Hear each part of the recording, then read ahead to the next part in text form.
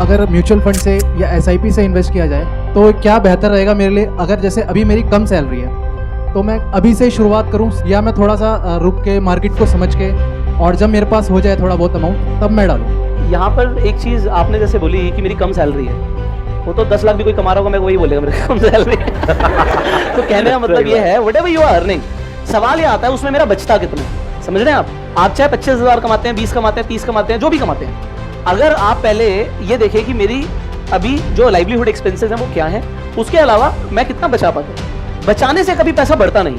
मैं ये एग्जांपल देता हूँ कि मेरी मम्मी को मेरे नाना जी ने कैश दिया कुछ, उसमें उनके पास गड्डियाँ थी, कुछ 100 की कुछ अलग अलग गड्डियाँ थी, तो वो तिजोरी में रखी हुई थी। जो मैं बड़ा हो गया तो मैंने कहा मम्मी ये वाले नोट मैंने कभी नहीं देखे, ये कहाँ रखे हुए थे आपने, किसने दिए? तो उन्होंने बोला तेरे नाना जी ने दिए थे, उन्होंने बोला था संभाल के रखियो कभी बुरे वक्त में काम आएंगे। तो ज्यादा ऐसे काम दिया तो मैंने निकाले नहीं, रखे हुए थे। सर आप ये देखिए उस टाइम पर मैं कहता मम्मी अगर आप इस पैसे की जगह गोल्ड ले लेती तो उस टाइम पे गोल्ड की वैल्यू क्या थी? 3,000 का 10 ग्राम आता, आज यहाँ पे 55,000 का 10 ग्राम है। तो इन्फ्लेशन को एडजस्ट कर देता आपका गोल्ड। वो इन्फ्लेशन नहीं समझा सकता था मैंने समझाया कि बस उस टाइम पे मम्मी जलेबी कितने की आती थी, 1 रुपए में कितनी जलेबी आती थी? 1 रुपए में काफी आती थी। मैंने कहा आज 1 रुपए की जलेबी देगा भी नहीं, हो गया हट। सही बात, समझ रहे हैं? तो कहने का मतलब क्या है, उस टाइम पे उस पैसे से 1 लाख रुपए में छोटी मोटी प्रॉपर्टी आ जाती।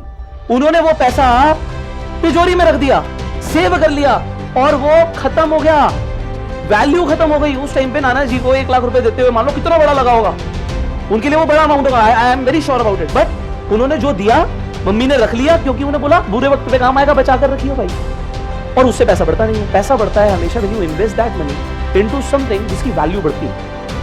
तो व्हेन यू डू एसआईपी, आप म्यूचुअल फंड में पैसा लगाते हो तो म्यूचुअल फंड में ना कंपनीज म्यूचुअल फंड रन करती है, जैसे एक्सिस कर रहा है, आईसीआईसी कर रहा है, एचडीएफसी कर रहा है। वो फंड मैनेजर पढ़े लिखे प्रोफेशनल लोग अपॉइंट करते हैं जो स्टॉक्स पिक करते हैं जिनमें ग्रोथ हो सकती है और उनमें आपका पैसा लगाते हैं। आप यहाँ पर एक तरीके से एसआईपी के थ्रू, चाहे वो 500 रुपए महीने की ही हो, 1000 रुपए महीने की हो, आप इन्वेस्टमेंट शुरू करते हैं। सो आपने बोला सर मैं पैसे जोड़ लूंगा तब कर लूंगा, सर पैसे जुड़ते नहीं है ऐसे, खासकर जब आपकी लिमिटेड इनकम होती है। लिमिटेड इनकम में खर्चे ऊपर से टपकते हैं। जिस महीने जुड़ जाएंगे उस महीने किसी की शादी आ जाएगी, आप सोचोगे यार अब तो नए कपड़े बनवा लूं।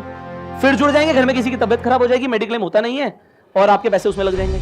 आप जोड़ ही नहीं पाओगे। उसका बेस्ट तरीका क्या है, अपने ऊपर स्ट्रेस लो, एक ऐसा अमाउंट जो कि मेरे हिसाब से कम आपकी इनकम का 10% होना चाहिए।